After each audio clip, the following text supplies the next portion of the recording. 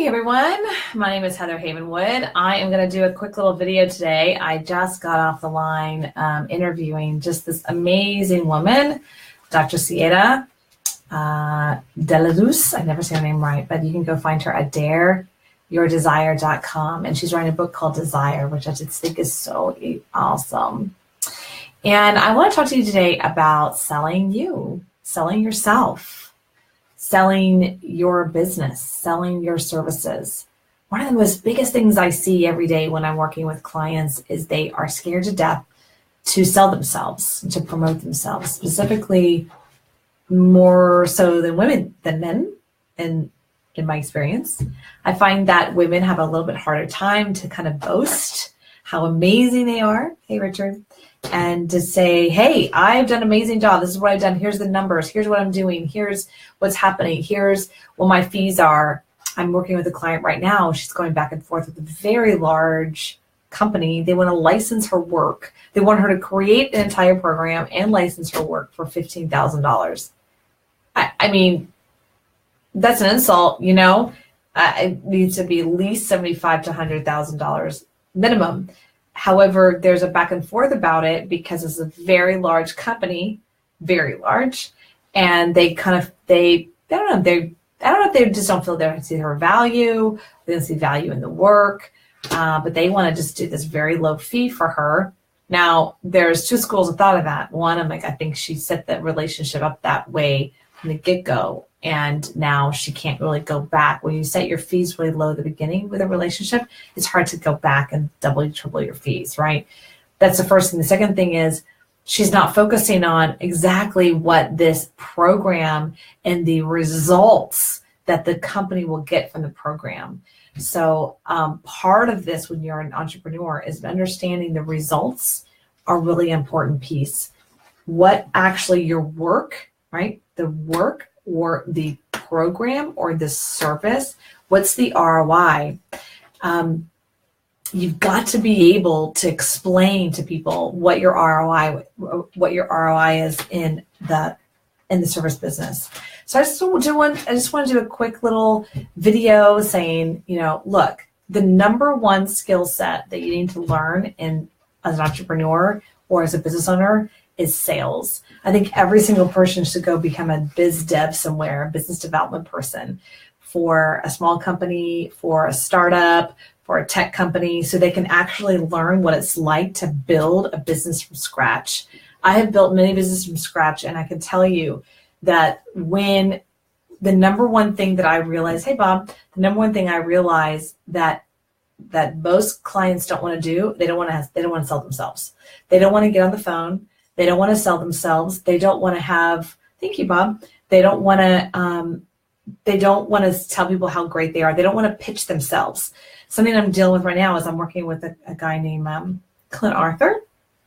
And I just love what he says. He says, dial for dollars, baby. You know, in part of his entire celebrity launch pad to get on TV is to cold call producers. I've already done that. I've been on the TV. I'm going to do more. But people go, how did you get on TV? I'm like, oh, I did this crazy thing. I called them and I pitched myself and I was on local TV. Shocker. So I pitched myself. Like, how do you do that? I'm like, what do you mean? How do you do that? You literally have a conversation. You tell them how great you are and what you can deliver and your products and services and the value it's going to bring to their guests or audience.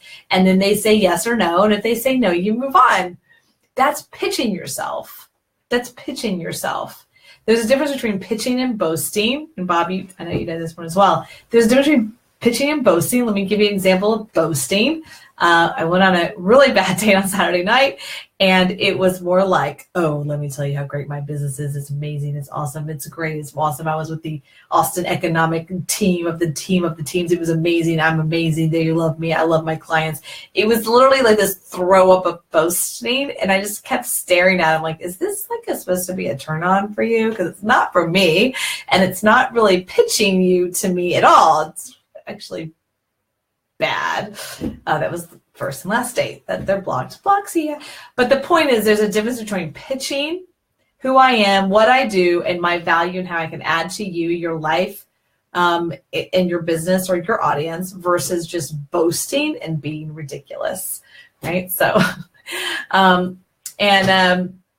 yeah, so that's kind of what I wanted to share today. Just got off the phone with an amazing person doing an interview. I'm about to jump on another interview here in a second. That's another thing. People keep asking me, how do we get on so many interviews and podcasts? You know what I do? I pitch myself. And how I do it is I come from a place of, here's my value. Here's what I can do for you and your audience. Here's how I can add value to your audience. Ta-da! And then you ask for the sale. You ask, I would like to be on your show. Or I would like to be on the stage of Affiliate Summit. Or I'd like to be on AM Days in Vegas. Both of those, by the way, that I'm going to be in Vegas for coming up in May, AM Days 2018, they didn't reach out to me. I reached out to them and I pitched them. Shocker. I think people think that you're supposed to sit back and just kind of like and people just come to you. There is an element to that. There's definitely an attraction to it. But at the same time, you really have to get out there and start to say to people, this is who I am. This is what I do. This is my value.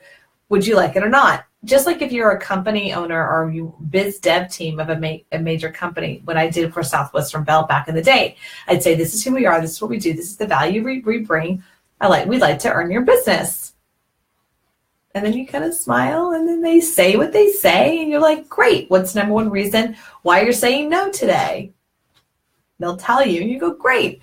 I can't fix that. That's a great reason. Ta-da. Something that's been really interesting in the last couple of months, I've been on a ton of sales calls where I'm being sold and I let them sell me. I'm like, tell me how great your software is. Like, I want to say yes to you. I want to give you my credit card, but you guys sell me. And it's funny because I just kind of sit back and like go, I'm kind of passive, but I'm engaged and I ask tons of questions. And the more questions I ask, since I kind of know what I'm talking about, they get more annoyed with me. They don't get excited. They're more like, oh, you're a savvy customer. This is probably not good for you. I had one guy say, I don't think we're good for you. I'm like, well, why? I was actually really recommended to you. And he's like, well, we don't want customers that know everything that you know. It's like this weird thing. I'm like, so you don't want my money? He's like, well, I just think that you can probably stay where you're at. You better be served or something like that. He spun it. He's trying to spin it. Yet he did reach out to me yesterday and say, hey, do you want to get started? I'm like, you totally talked me out of why I should work with you guys. I thought that was funny. Oh, look, salespeople always want to be sold. Good salespeople love being sold. When I got sold my Lexus, I was like, sell me, girl. Like, why should I get this car? I mean, I want to be sold. I want to feel like, wow, I did the right decision. I want them to tell me all the reasons why I should buy this car, this software, and feel good about it, And when I don't get sold with the technology, sometimes I get kind of irritated. This morning, I had a sales call. Right? I scheduled it. They were going to be selling me their product, and I had to change the time by 10, 15 minutes. His response is like, I'm too busy for you. Here's my calendar. I was like, and my response was email. Sure, no problem. Please cancel my subscription. Right. I don't want to work with a company that doesn't even want me as a client. And part of the process is that he was going to do some training for me because I was looking at unsubscribing anyway, and they wanted to try to save me as a client. And now he didn't have time for me. So again, I think part of all this is the thing that I say all the time, H to H. Yes, that's my initials, but it's human to human. I don't care if you're selling technology or SaaS or information marketing products or masterminds or, gum or supplements online. You're selling to humans. Now, we want those humans to pull out their credit cards and pay for stuff, but you're selling to a human. And they had thoughts and feelings and they things overcome. We as human beings haven't changed that much.